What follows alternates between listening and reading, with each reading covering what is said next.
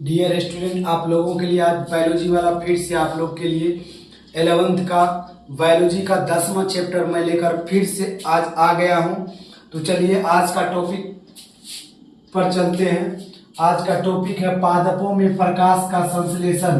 पादपों में प्रकाश का संश्लेषण, photosynthesis in higher plants. Photosynthesis in higher plant, अध्याय 10। चलिए यहाँ देखते हैं, क्वेश्चन कर रहा है कि प्रकाश संश्लेषण क्या है। प्रकाश संश्लेषण क्या है? हरी पत्तियों में उपस्थित क्लोरोफिल सूर्य के प्रकाश की उपस्थिति में कार्बन डाइऑक्साइड CO2 और जल H2O से भोजन यानी ग्लूकोज बनाता है तथा ऑक्सीजन O2 बाहर निकलती है। फिर से एक बार देखेंगे डेफिनेशन। हरी पत्तियों में उपस्थित क्लोरोफिल सूर्य के प्रकाश की उपस्थिति में कार्बन डाइऑक्साइड CO2 और जल H2O से भोजन ग्लूकोज बनाता है तथा ऑक्सीजन O2 बाहर निकलती है। इसका समीकरण देखेंगे। इसका समीकरण है 6CO2 plus 12H2O। 6CO2 plus 12H2O सूर्य का प्रकाश एंड क्लोरोफिल, मतलब सूर्य का प्रकाश व क्लोरोफिल जो है, ये सूर्य के प्रकाश से ये क्लोरोफिल यानी पौधे जो है पिगमेंट उसका कलर हरा दिखता है, जिसका समीकरण है C6H12O6। C6H12O6 plus CO2 6O2 plus 6H2O। 6H12O6 plus 6O2 plus 6H2O। Next है क्वेश्चन, प्रकाश संश्लेषण के लिए आवश्यक पदार्थ। सूर्य का प्रकाश, क्लोरोफिल, कार्बन डाइऑक्साइड, जल, ये सभी प्रकाश संश्लेषण के लिए आवश्यक पदार्थ है। सूर्य का प्रकाश, क्लोरोफिल और कार्बन डाइऑक्साइड, जल। नेक्स्ट है प्रकाश संश्लेषण कहाँ होता है? प्रकाश संश्लेषण हरित लवक में होता है, क्लोरोप्लास्ट में, ग्रामा में होता है यानी प्रकाश की अभिक्रिया में होती है, एस्ट्रोमा में होता है, अंधकार अभिक्रिया में होता है। मतलब फिर से देखेंगे प्रकाश संश्लेषण कहाँ होता है।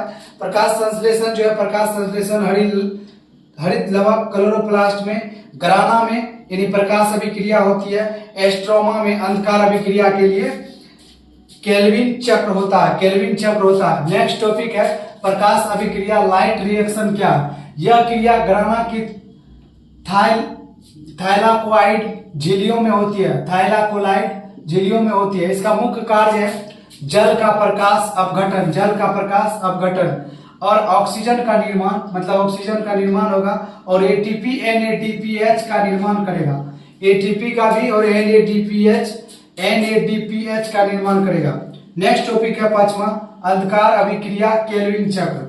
यह एस्ट्रोमा में होता है, मतलब पत्ती के जो छिद्र है, CO2 का स्थिरीकरण होता है और एटीपी में NADPH की सहायता से शर्करा बनाती है। यानी एटीपी और NADPH की सहायता से शर्करा यानी शुगर बनाता है। इसका आधार है पहला स्थिर उत्पाद में 3PGA से C4 पौधे में UAA बनेगा और CO2 स्वीकारक में RUBP PEP बनेगा।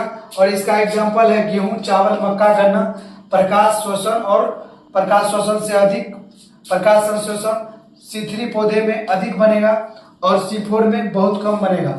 फिर से एक बार देखेंगे, आधार है पहला स्थिर उत्पादन, C3 पौधे में 3PGA बनेगा और 6-4 में पौधे में UAA बनेगा।